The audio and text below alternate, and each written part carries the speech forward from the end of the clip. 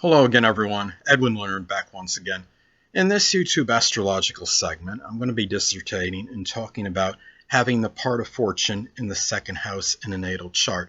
Now, part of fortune is about growth and cultivation, and when someone has a part of fortune, it's often an evolutionary process. It's not something where a person is necessarily going to have instantaneous success and connection with the sign and the house placement, and that applies to part of fortune in the second house. I have the part of fortune in the second house, and just because someone has it, don't just think automatically you're going to be so affluent or have all this and be rich or be wealthy. You're destined for fame, not fame, but destined to have a prodigious amount of money. It doesn't necessarily work that way. What it could indicate is that the person might be very fortuitous in matters connected with income. Say if a person is in a situation where they're in oppression or they're on the threshold of bankruptcy, they might be able to get that person to extricate them from the problem. In some cases, it may indicate that the person may achieve some kind of affluence or literal wealth. It can, maybe the person may inherit something, and a lot of it could depend on if you have a lot of positive aspects, a lot of or predominantly negative. Perhaps that would play a role in it. I think if you look at it, in my case, I have the part of fortune in Gemini in the second house. Now, this could be a person like me that could maybe be able to maybe get a strong amount of income from things connected with communication. I was once a sports writer. I didn't, for a good part of the time, I didn't actually get money. I got like free papers for it. They had compensation later on for it, but not early on. So there wasn't really a phenomenal amount of money I ever made with doing sports writing, but I was generating some income with it. And this could be somebody early in life that might have difficulty, issues connected with the second house, and maybe in terms of finding their values, their self-esteem, their self-worth. Maybe there was problems maintaining or retaining their possessions, could be for various reasons. Say in the zodiac sign Cancer, maybe it could be through multiple moving or going from place to place and leaving some possessions behind and having difficulty in retaining them. But as life progresses and advances, this could be, in person reaches adulthood, this could be somebody that can strongly put a lot of emphasis on the values, on their self-esteem and self-worth, their own resources, things of a monetary nature. And it could be fortuitous for this person. Self-esteem and self-worth, for example, can figure prominently even in an interview and finding that right job that would be for you.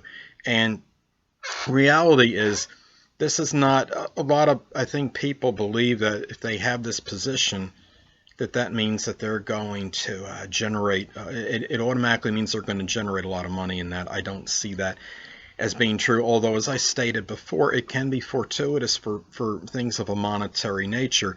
It could be maybe that person that wins the lottery, especially if you have, like, say, the part of fortune in Sagittarius and you have it in the second house, and you have it in making a lot of favorable aspects. You have a good aspect to Jupiter. Maybe the person find some fortune in even the lottery in some very remote, isolated cases, of course, because most people don't win the lottery regardless of their astrological placements. So, and as I stated, a lot of it can depend on the sign that's in it, and like me with having Gemini in it, maybe, like, for example, even though my main thing was writing, someone else may flourish maybe in something connected with a Gemini type thing, such as data communications.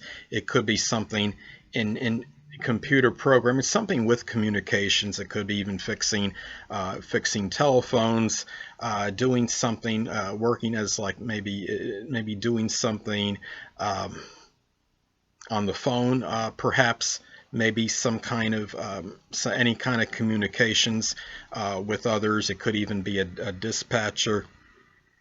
It could be somebody that's a broadcaster, journalist, a writer, somebody perhaps even in publishing, perhaps could be another example. So those are some things you can look at. Now, let's say, for example, somebody were to have the part of fortune in the sign Scorpio in the second house. Now, this could be a person that perhaps maybe they may come into some money or finds ways to generate an income, perhaps through Scorpio-like things such as astrology, the occult, supernatural, forensics, some kind of investigation, psychology, psychiatry, things of that nature, something maybe through some kind of deep research, perhaps this could lead to perhaps some kind of maybe some benefit monetarily.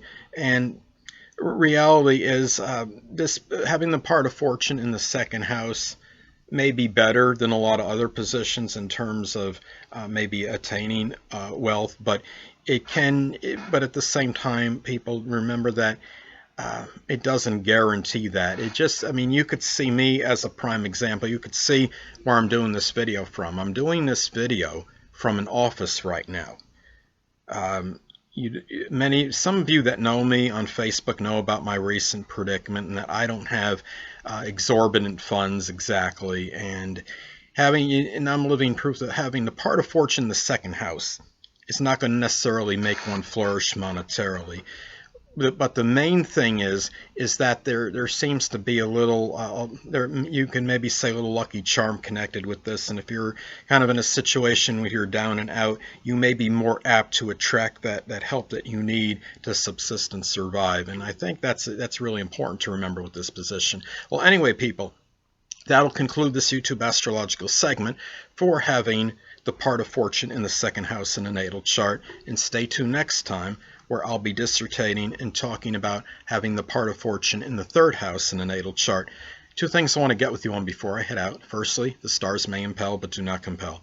And secondly, never isolate any single astrological element, aspect, planetary placement, position, configuration, influence, or what have you, and make an analysis of a person, astrologically speaking, based on this alone, because astrologically speaking, the person is the sum of all their components in their natal chart, and not just one. Until next time, people, stay well.